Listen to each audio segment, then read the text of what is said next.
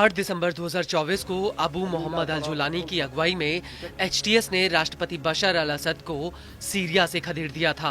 Asad Syria छोड़कर Moscow भाग गए थे, लेकिन इधर मौका पाते ही इजराइल ने सीरिया पर जमीन और आसमान से हमले शुरू कर दिए थे। गोलन हाइट्स होते हुए इजरायली सेना सीरिया की जमीन पर घुस आई थी और अपनी सुरक्षा का हवाला देते हुए उसने यूएन के बफर जोन पर भी कब्जा कर लिया था। और अब आईडीएफ यही नहीं रुकी, बल्कि वो बफर जोन से आगे बढ़ते हुए सीरिया के काफी भीतर पहुंच गई है। कई मीडिया रिपोर्ट्स में ये दावा किया गया कि इजरायली टैंकों को सीरिया की राजधानी दमिश्क से महज 25 किलोमीटर की दूरी पर देखा गया है। आपको बता दें कि सीरिया के गोलन हाइट्स की करीब 1200 स्क्वायर किलोमीटर की जमीन इजराइल पहले से ही कब्जा करके बैठा हुआ है और अब आईडीएफ सीरिया के और भीतर घुस गई है। हालांकि इसको लेकर इजराइल का कहना है कि वो अस्थायी रूप से सीरिया में मौजूद है, सही समय आने पर वो सीरिया से बाहर निकल जाएगा।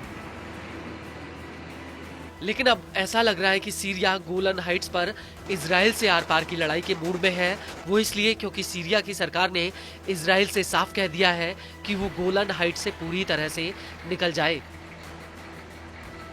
दरअसल सीरिया की मीडिया का कहना है कि संयुक्त राष्ट्र की पीस कीपिंग के मुखिया जीन पियरे ने दमिश्क में एक मीटिंग की थी, जिसमें सीरिया ने यूएन का हर तरह से सहयोग करने की बात कही है।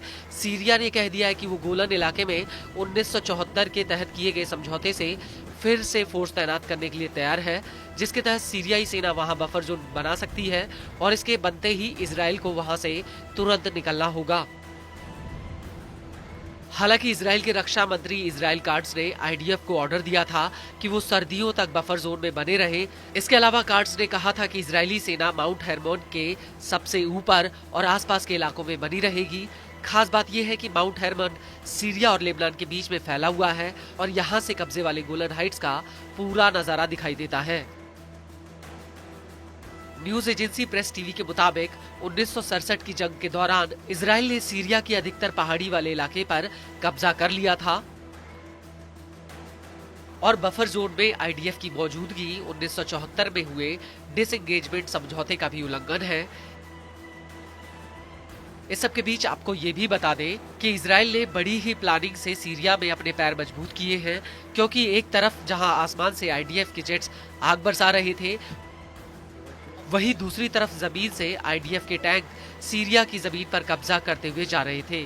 आज के समय में आईडीएफ के टैंक्स गोलन हाइट से निकलते हुए सीरिया के काताना तक पहुंच चुके हैं, जो दमिश्क से बामुश्किल से 30 किलोमीटर की दूरी पर है।